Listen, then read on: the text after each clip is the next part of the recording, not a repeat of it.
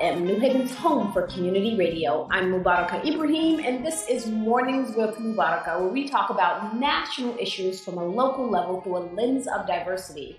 We are streaming live from the Beaver Hills section of New Haven, Connecticut, and on 103.5 FM on your radio dial in New Haven area, as well as the WNHH TuneIn radio app. You can also find us on Periscope and Facebook and Stream Me. We are a little bit of everywhere. I also want to remind you, just as every week, if you miss any part of this show, you can actually go to the WNHH SoundCloud or iTunes, where all shows are archived, and you can listen to this and other past shows.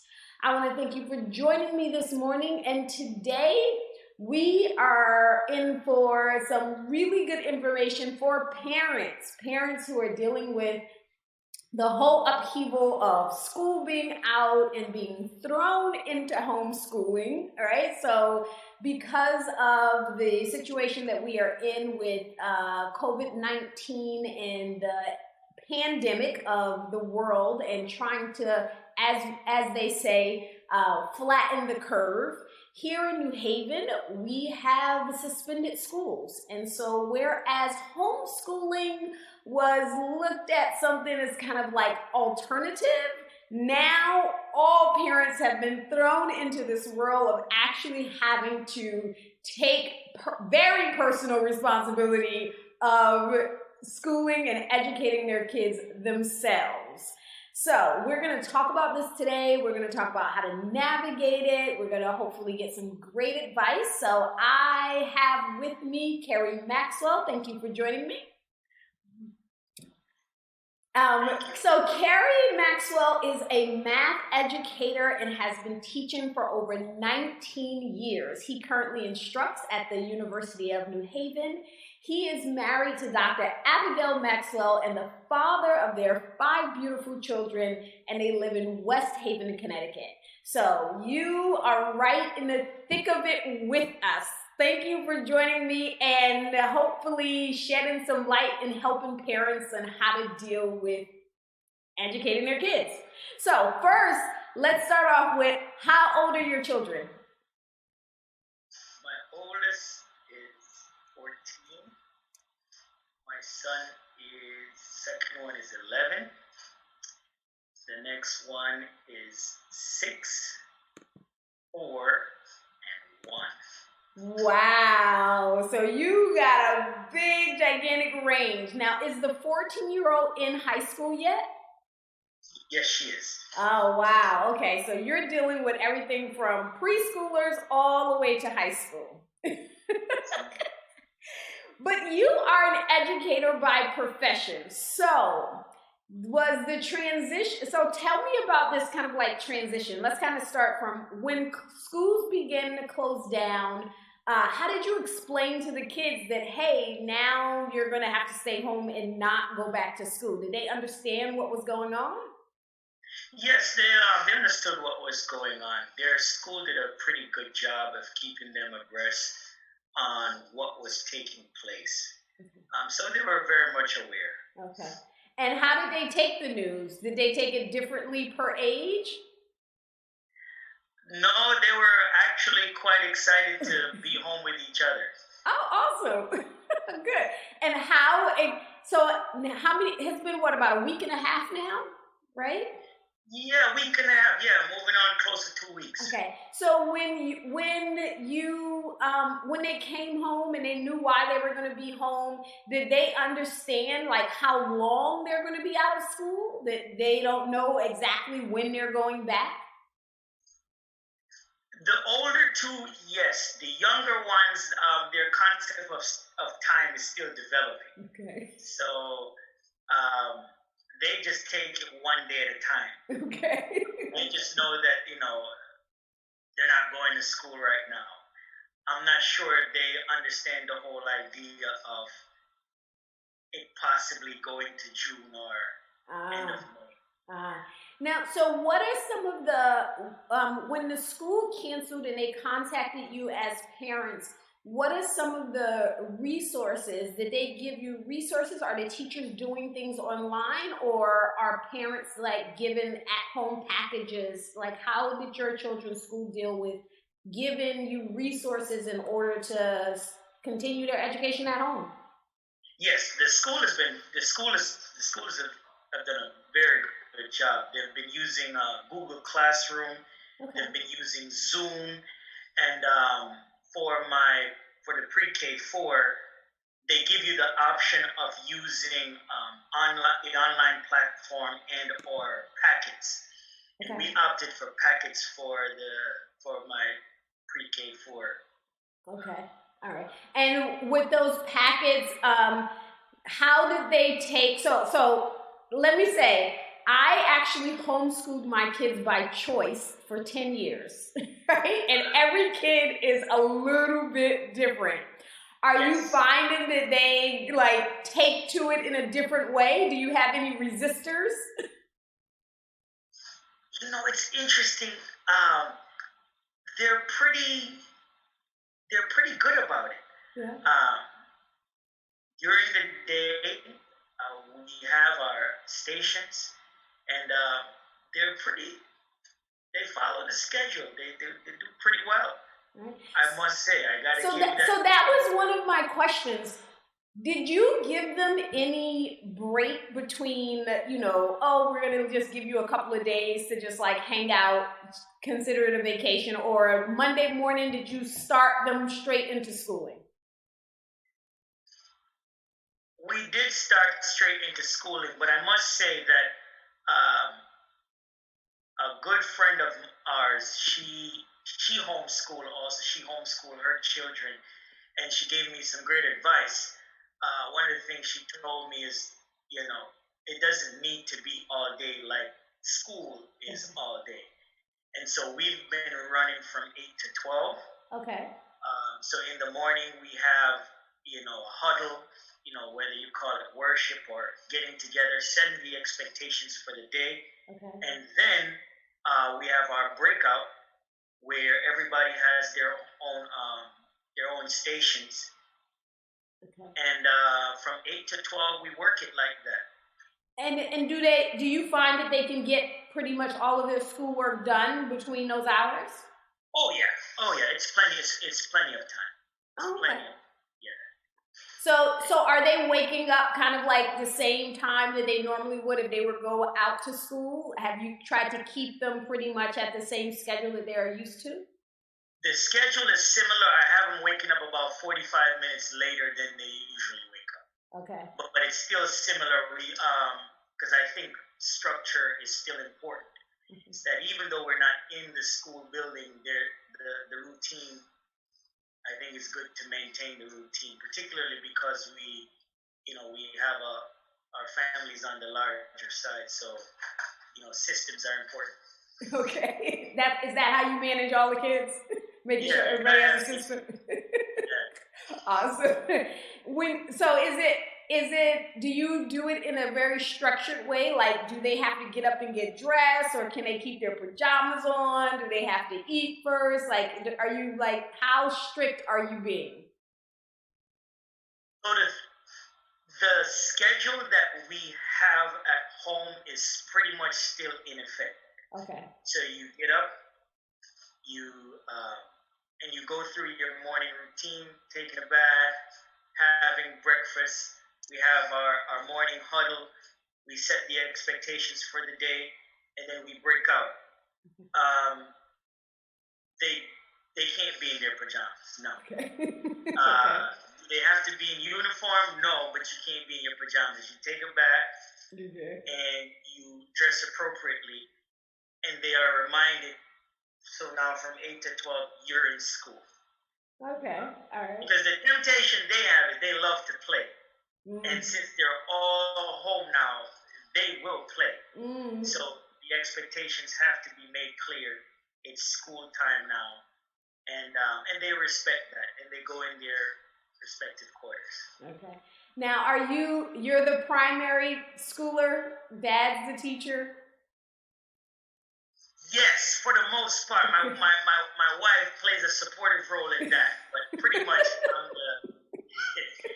when it comes to the schooling, it's mostly me. So, what are the subject? Are the subjects changing a little bit? I know your school gave you like packets and they have instruction, but is there anything that you're doing that they may not have been doing in school, or vice versa? Things that they were doing in school that you don't feel like they absolutely have to do this all the time? Are there any particular subjects that you think are like super important that they need to focus on so they don't fall behind? And is there any extra subjects that you've added to their learning?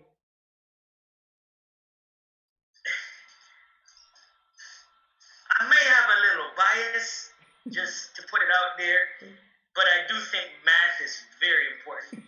So that definitely, I have, one of the beautiful things about this moment is I could move the children ahead a little further than they probably would have been in school. Mm-hmm. I could go much more in depth, so that I appreciate. But all the subjects, pretty much the schools have done a good job in outlining the course of study. Their social studies, their ELA, English language, and the mathematics. Okay. So they've laid it out pretty well, and I try to stick to it. The only one I deviate a little bit on is math. Okay. Because I have a little bit more competency there. Okay. But other than that, I pretty much stick to what the school gives. Okay. And so you haven't like added anything extra besides the math? Well, interestingly enough, so with the environment that's going on, I make sure that what the schools have assigned, that is done. Okay. But I'm also using this as an opportunity, as a teachable moment. Our family has been, from the beginning of the year, we've been studying risk. And it's interesting that we've been studying risk and this happened. So risk, as we explained it to them, is threats and opportunities. And so what we'll do, for instance, yesterday evening, we made a T-chart. And we made a T-chart of outlining threats and opportunities from the COVID-19 situation going on. And so give them the opportunity to think about the opportunities that avail themselves in the time that we live in now versus the threats that we have to deal with. And so I'm saying that to say that even though we're getting the schoolwork done, there's a greater opportunity here, I see, my wife and I see, for us to drill home some of the things that we find important in education. So they're actually learning from real life examples, the things that you're trying to teach them. Yes. Now, as a math educator, there's a lot of memes going around about how in school kids are learning Common Core and now they're going to be home with parents and they're going to be told to carry the one instead of Common Core math. Is that going to be a problem for kids? Like, I'll be honest, I'm very glad that my kids were out of grammar school and in college by the time Common Core came along. So I know nothing about it except for the confusing YouTube videos and jokes that I've seen. Is it that different from the old way that we learned how to do math? And is that going to confuse kids at all to be home with parents who don't understand how to teach from the Common Core way, but take them back to kind of old school, carry the one kind of math? I've seen some great resources, some great tools online. And I would, there's a lot of information, people that are more knowledgeable about Common Core than myself. My little tidbit I would give to parents is not to stress yourself out. The way that you learn math is still effective. Math is math. There are different approaches and different perspectives on how to do the same thing. And so, Common Core, there are different strategies on approaching problem solving. So, if it is that there's a strategy that is being employed that you're not familiar with, use the strategy that you know. The children are pretty resilient. As long as you're coming up with the right answer, as long as your process is logical and sequential, I don't see an issue there. The children are pretty resilient. Okay. They'll be able to see that it's different perspectives, but similar process. Okay, all right. So that's good to know, because I'm sure a lot of parents are kind of like wondering how that's really going to confuse the kids, or if it was going to confuse them at all.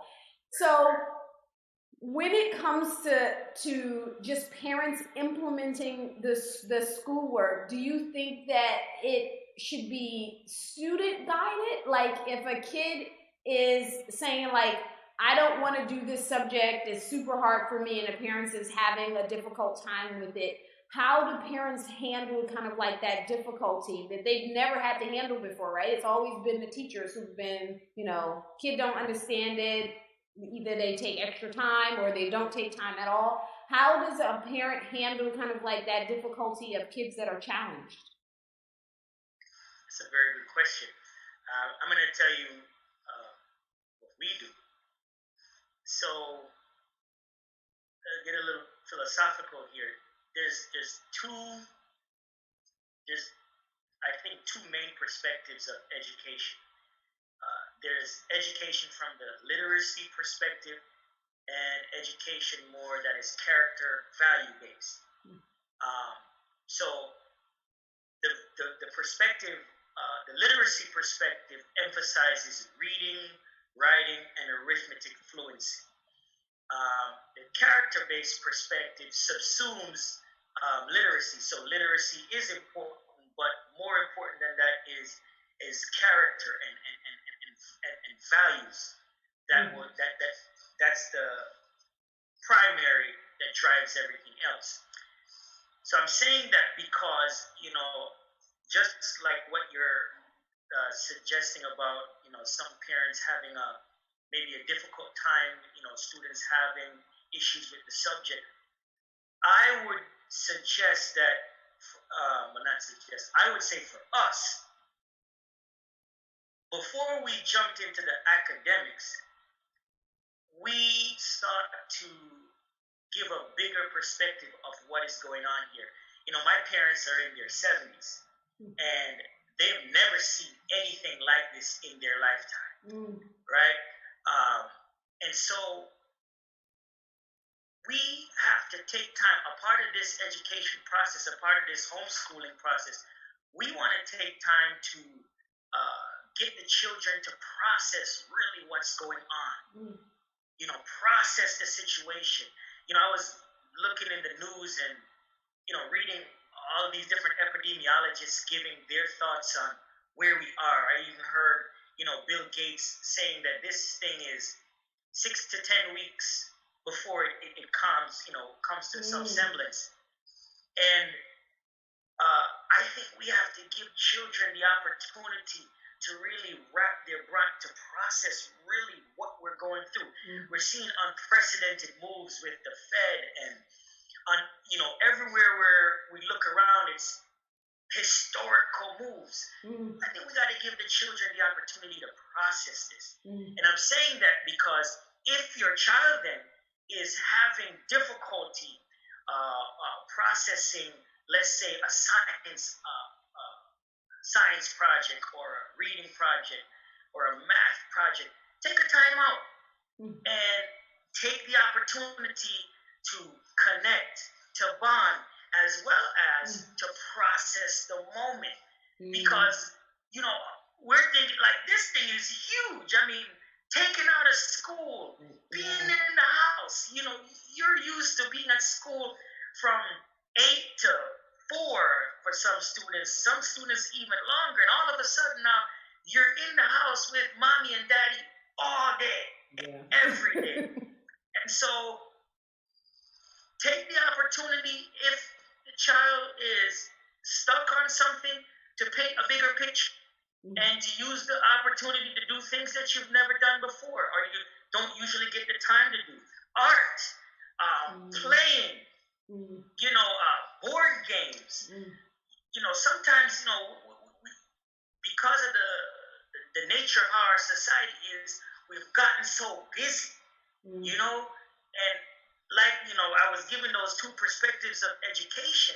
The literacy piece, we're drilling the math, the science, the history, gotta know this, gotta know that, the test, the GPA, and that plays its part. And it is important. I'm not gonna minimize it, but I also think in the context of what's going on, it probably is not the primary that we ought to, it needs to have its place. And there are some things that are probably more important at this time. So one of the things that struck me about what you were saying is that with all of the things that's going on and so many unprecedented things, how do you as a parent balance between keeping your kids kind of like aware of what's going on, but at the same time not giving them so much information that they feel afraid or have anxiety? Like, how do you balance that? And I would definitely be interested in knowing how you do that at a different age level, because obviously the 4-year-old has a different perspective than the 14-year-old, right? So how do you balance the information that you're giving your kids? Maybe I could give some examples. And again, this is only what we do. So I think Monday, my wife, we like T-charts, we like mind mapping. So Monday we had a mind map. And what we did is my wife was explaining to them that more than likely, many of us are going to get this virus. Okay, so wait a minute, pause. What is a mind map? It's like like when you were in English class, you did that web when you're about to do an essay. It's like a brainstorm. Okay. But we just put it on a big sheet of paper and you get to process your thoughts in like diagrams. Okay, all right. So just real quick, my wife was explaining that the experts are saying maybe 40 upwards of 70% of us are probably going to get this virus. When they're asking us to stay at home, the social distancing, it's to flatten the curve. And to flatten the curve, she was explaining that you don't want everybody bum rushing the hospital at the same time. Overwhelming the medical, our medical professionals. Right. So what can we do to play our part? So she explained to them that what we can do is we can boost our immune systems. So she set up a chart and she went over, the food groups, carbohydrates, proteins, fruits, veggies. And, she got them involved where they were saying, when different examples of carbohydrates, different examples of protein and fruits. And then now, once we got to the bottom, now we started to do meal planning. And they were able to, we were putting out, breakfast, lunch, dinner. Okay. And putting the meals together, and we're recognizing that we want different items from the different food groups to have a balanced meal. Because again, we want nutrient-dense foods, because one of the best things we can do is that, really we can't stop the virus per se. But we want to make sure that if we are impacted, that, our body can put up a resilient fight. It can fight the virus. So we want a strong immune system. And all of this is in their language. The meal planning, putting the meals together. And they're talking about stuff that they love. They're putting the meals together. And they're seeing, how mommy and daddy are planning the meals and being intentional around what's good for their immune system. So that's one example. And putting it in their language, not overwhelming them. Another example, as I was giving you with the threats and the opportunities. So the threats are people can get sick. Uh, people can be hurt. But some of the opportunities that come from this situation is we get to spend a lot of time together. Mm. We get to play games together. Um, it's just so much different opportunities for us to bond and to communicate and to share experiences with each other. Mm. When's the last time we were able to eat lunch together at the table on a Wednesday? You know what I mean? Yeah. On a Wednesday. When was the last time we were able to do that? And so, and this is all in their language, and these are the opportunities that they're seeing. And so I think that's a part, that's what we've done, and it seems to be, going over favorably. Because I think one of the big things, at least for me, my responsibility in the home is to make sure that everyone enjoys good mental hygiene. Good mental hygiene. A good brother of mine, he's a police officer, and I was asking him because I was very concerned. I was saying,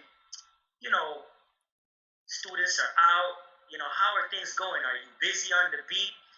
He said the students are actually not that bad. It's okay. He says more so there's been an increase in domestic violence. And I heard it and I was like, wow. And so I think that, a big part of our responsibility is to help the children process this time. The academics are important, but bigger than the academics, for instance, if what Bill Gates is saying is true, that this thing is 6 to 10 weeks out before it starts teetering, our children are going to be home in this type of routine for 10 weeks. Even adults are looking at even me as an adult, I'm like, oh my God, 10 weeks. Yeah, so much less for us, we have to work this thing together where we're processing it and making sure that our families, all the members of our family are experiencing good mental hygiene and that they're in a good space so that we can not just go through this experience, but we could actually grow through. That's good. If you are just tuning in, you're listening to WNHHLP 103.5 FM, New Haven's home for community radio.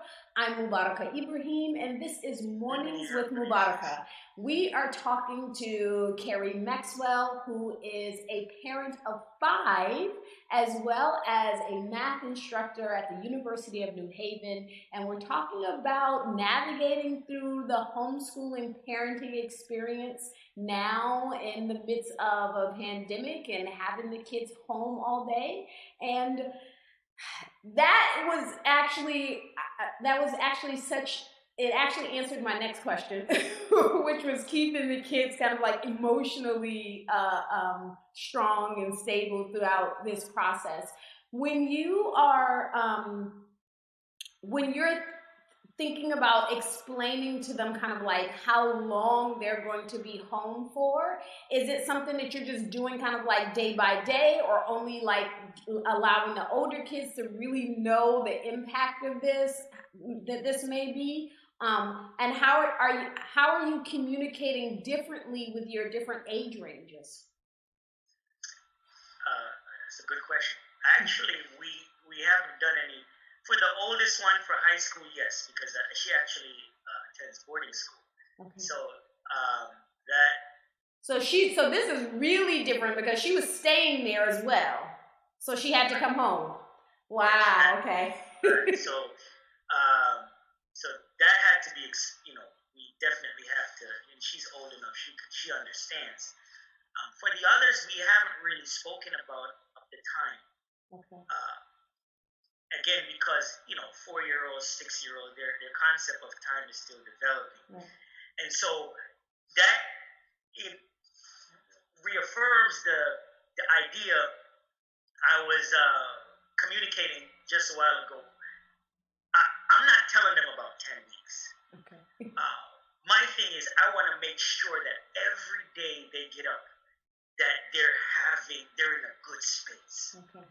They're in Um, they're feeling good about themselves.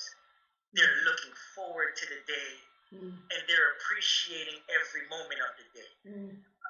That's my primary responsibility. I want to support that they remain in a good space. Awesome. And this is not just even in this crisis. I mean, I take that, as a father and husband, I take that responsibility. I think that's probably one of my top priorities as the husband and father, is to make sure that my family, they enjoy good mental hygiene. My first line of defense, my first priority is my wife. I have to make sure that my wife is in a good place, and it's my responsibility to support her maximal development. Now, she and I make up the foundation. So if she's in a good place, if we're in a good place, then the children have a good foundation upon which to stand. So, you're going through the day, and it's beautiful because, again, we're in a good place. And that's a daily thing. It's not like a one-time, vaccination. It's a daily thing. There's certain things you put into place to make sure that people are, the 10 emotional, we know about the 10 emotional needs, like attention, acceptance, affection, appreciation, approval, that sort of thing. The 10 emotional needs have to be in copious amounts in the house, so that the children can really thrive. So they're not concerned about, whether, I'm not going to put it out to them about the extent to which this thing might continue. What are some of the opportunities do you think that this is going to open up just in the education field in general, right? So people who before may have never even thought about homeschooling as an option, but now they're saying, not only is it an option, but you know what, I could probably do this. And they actually may have an opportunity to continue. And even on the collegiate level, right? How do you see, I have a son who's in college, and his college has already told them that they should anticipate that they may be online for the rest of the year, right? How do you think that this is going to impact education in general, now that we have been forced to use alternatives in education? Well, that's a very good question. So this is a prediction. I think that what I'm reading online, as well as what I'm hearing from other parents, I think teachers are in a good, public education teachers are in a good place, because many parents are seeing that the work that teachers do, it's just invaluable. It's invaluable what our educators do. So I think that's one thing that's coming out of it, coming out of the experience. A second thing, I think I might be in the minority on this. I think that the technology platform is good, but there's good, better, best. And I think there's nothing that beats the in-person, face-to-face. I think that in the absence of face-to-face engagement, then technology, is the best we can do. But I don't think the technology, particularly for grade level anyway, I don't think on a large scale the technology is going to replace the face-to-face. And again, I know I'm in the minority on that. And that's grade level. Now, college is a little different. I think there's a big conversation right now taking place about the cost of college education on the collegiate level. So I think moving forward, there are going to be some cost adjustments. The brick and mortar universities will probably have to account for some cost adjustment with an increase in distance learning moving forward. I do think so. Do you think it's going to bring tuition down? That's the most important question. Yeah, is it going to put it away? I don't think so, but I think there's going to have to be some some cost adjustment, but I don't foresee much change with K through 12. Okay. I just think teachers are indispensable.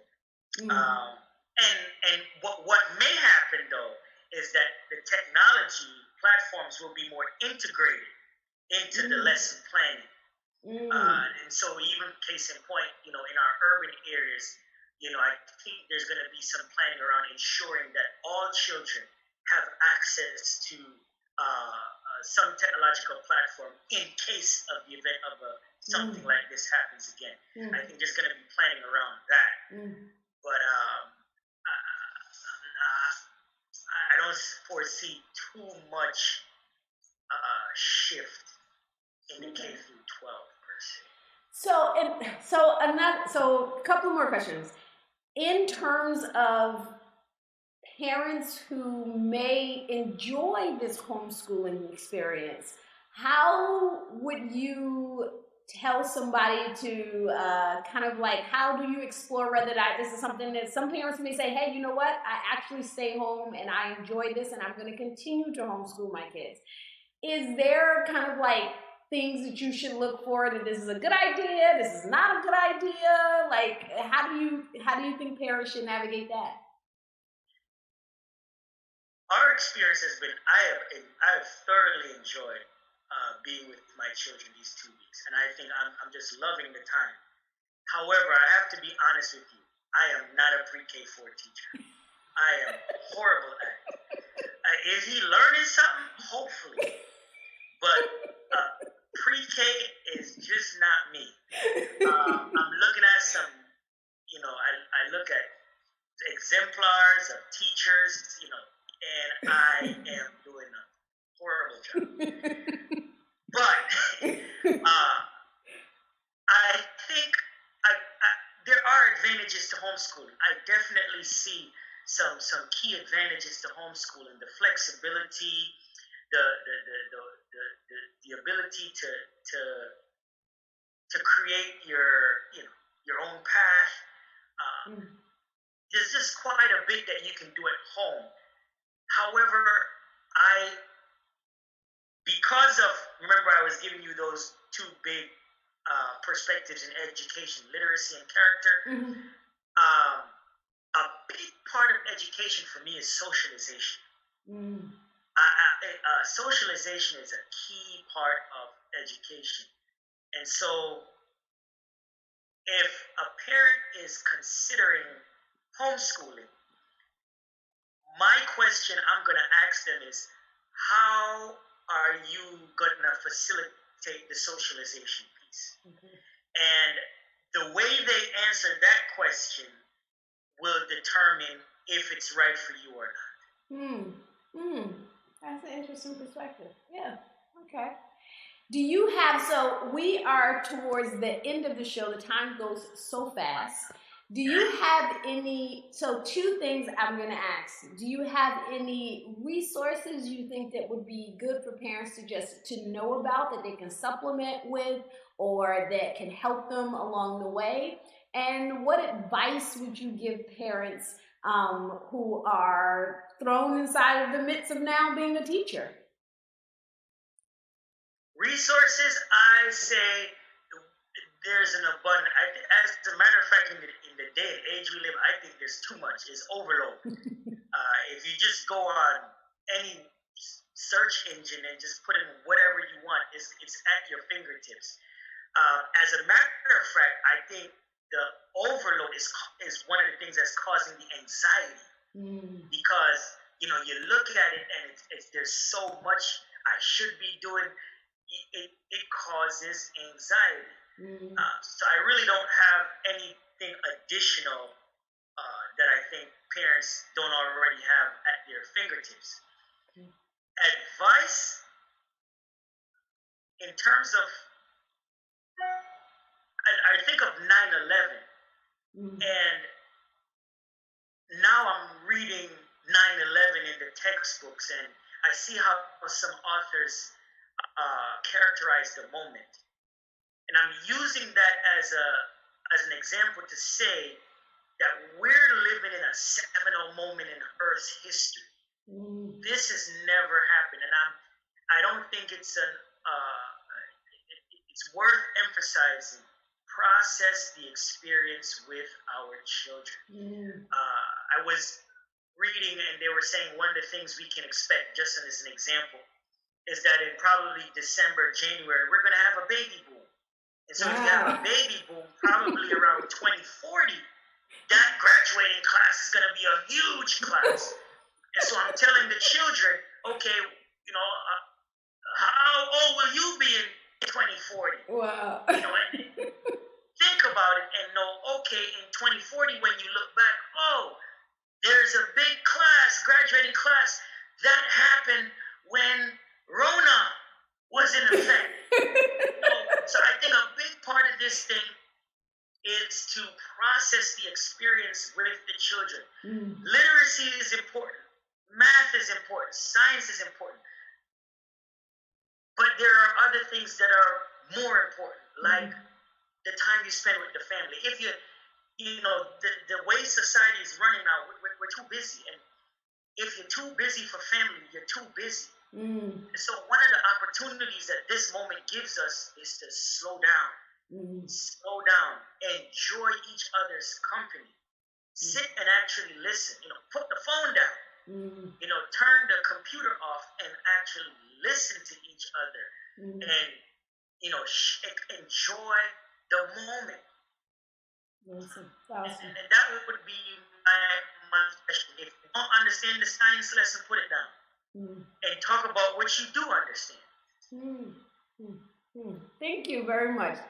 This went by way quicker than I anticipated, but I want to let you know that you're going to really help and ease a lot of parents. You gave a lot of great advice, and yeah, I'm sure it's going to be really, really helpful to a lot of parents who are really feeling frustrated or confused right now. So thank you for joining me. I appreciate it. I appreciate the opportunity to be on. Awesome.